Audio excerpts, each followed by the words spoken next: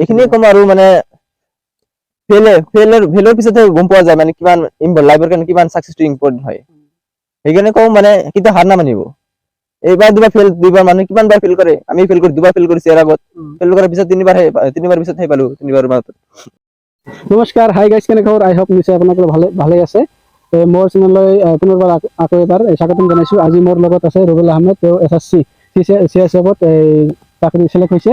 তেওঁৰ জানিব বিচাৰিম তেওঁ কেনেকৈ পাছ কৰিলে, ফিজিকেল কেনেকুৱা আৰু কি চাবজেক্ট থাকে, কেনেকৈ পঢ়িব লাগে, কেই ঘণ্টা পঢ়িছিল, কোনটো চেনেলত বা অনলাইন বা অফলাইন কিবা কোৰ্চ লৈছিল নেকি, তাৰ পৰা সকলো জানিবলৈ বিচাৰিম। প্ৰথমতে তোমাৰ পৰিচয়টো দিয়া। মোৰ নাম ৰুবেল আহমেদ। মোৰ গাঁও ভান্ডাৰা, 3 নম্বৰ ভান্ডাৰা।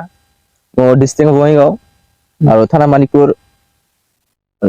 তুমি যে SSC CSF পালা, তাৰ কাৰণে তুমি প্ৰিপাৰেচন কেনেকুৱা আছিল? তোমাৰ কেই ঘণ্টা পঢ়া শুনা কৰিছিলা? মই এনে 6-7 ঘণ্টাকৈ ৰেগুলাৰ কৰিছিলো, 6-7 মাহ কৰিছিলো। 7 ঘণ্টা কৰি কৰিছিল তেওঁ 7 মাহ মান কৰিছিলো।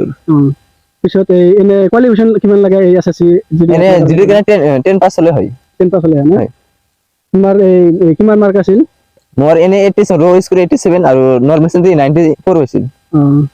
পিছত কি SSC জিডিৰ কাৰণে কি সাবজেক্ট কৰিব লাগে? কি সাবজেক্ট? 4টা সাবজেক্ট হয়, ৰিজনিং, মেথছ, হিন্দী আৰু জিকে জিএস।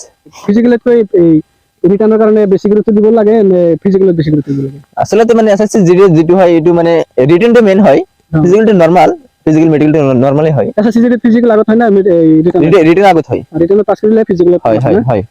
আচ্ছা, ঠিক আছে। তুমি কোৱা এতিয়া এই ফিজিকেলৰ কাৰণে কিমান কেই কিলোমিটাৰ দৌৰাব লাগে আৰু কি ফিজিকেলৰ কাৰণে আমাৰ SSC জিডিৰ কাৰণে মানে 5 কিলোমিটাৰ ৰানিং কৰিব লগা হয়। আৰু এনে আমি 2-3 মাহ মান ৰানিং কৰিছিলো, কৰাৰ পিছত মানে আমাৰ টাইমিংটো মানে 20 মিনিটত মই কমপ্লিট কৰিছিলো। 5 কিলোমিটাৰ দৌৰাব লাগে না? হয় হয়। তোমাৰ ফিজিকেল ক'ত পৰিছিল? মোৰ ফিজিকেল গুৱাহাটীত পৰিছিল, 9 মাইলত। ফিজিকেলত কি চাই? ফিজিকেলত চেষ্ট চাই আৰু হাইটটো চাই, আৰু তাৰপিছত বাকি মেডিকেলত হয়, মেডিকেল হয়। তুমি পঢ়া শুনা কিবা অফলাইন বা অনলাইনত কিবা কোৰ্চ লৈছিলা নেকি?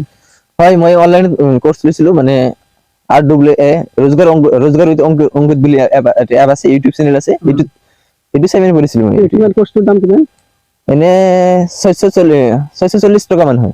SSC জিডি ক্ৰেক কৰোতে মানে প্ৰেক্টিছটো কিমান প্ৰয়োজন? প্ৰেক্টিছ কৰাটো কমচে কম 3 মাহ প্ৰেক্টিছ কৰিব লাগে আৰু 3 মাহ পঢ়িব লাগিব, মানে বেসিকটো পঢ়িব লাগিব। 6 মাহ কমচে কম পঢ়িব লাগে, মানে যদি আমাৰ নিচিনা মানে ইমান ভাল ষ্টুডেন্ট নাই আমি।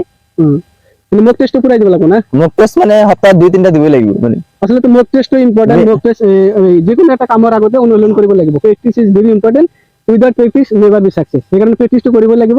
প্ৰেক্টিছটো মানে কৰিলে কি হয়, সময়টো কমি আহে। সময়ৰ লগে লগে মোৰ মানে সাহস হয়। আৰু তুমি ইয়াৰ আগতে কিবা এটা বেলেগ কিবা এক্সাম দিছিলা নেকি? হয়, দিছিলো। মই SSC জিডিও দিছিলো, 2 বাৰ দিছিলো ইয়াৰ আগত, মানে 3rd এটেম্পত মই পালো। পুলিচত দিছিলা নেকি? পুলিচত দিছিলো, ষ্টেট পুলিচত দিছিলো। মানে মোৰ ফিজিকেলটো মানে কমজোৰ হয় কাৰণে মই পোৱা নাই। মেম্বাৰ এক্সাম দিয়াৰ পিছত ভাগৰি পৰা নাছিলা নেকি? নহয়, মানে এটা নিজক লৈ কৰিব লাগে, কিন্তু হাৰ মানিব নালাগে।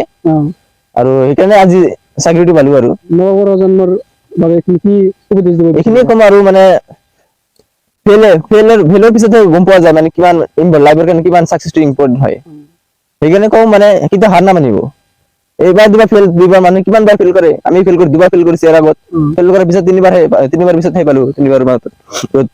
সো ফ্ৰেন্ডস, আজিৰ ভিডিওটো কেনেকুৱা লাগিছে নিশ্চয় অৱশ্যই কমেন্ট কৰি জনাব। আৰু এনেকুৱা ইনফৰমেটিভ ভিডিও পোৱাৰ বাবে মোৰ চেনেলটো ফলো কৰি বা সাবস্ক্ৰাইব কৰি ৰাখিব। ধন্যবাদ।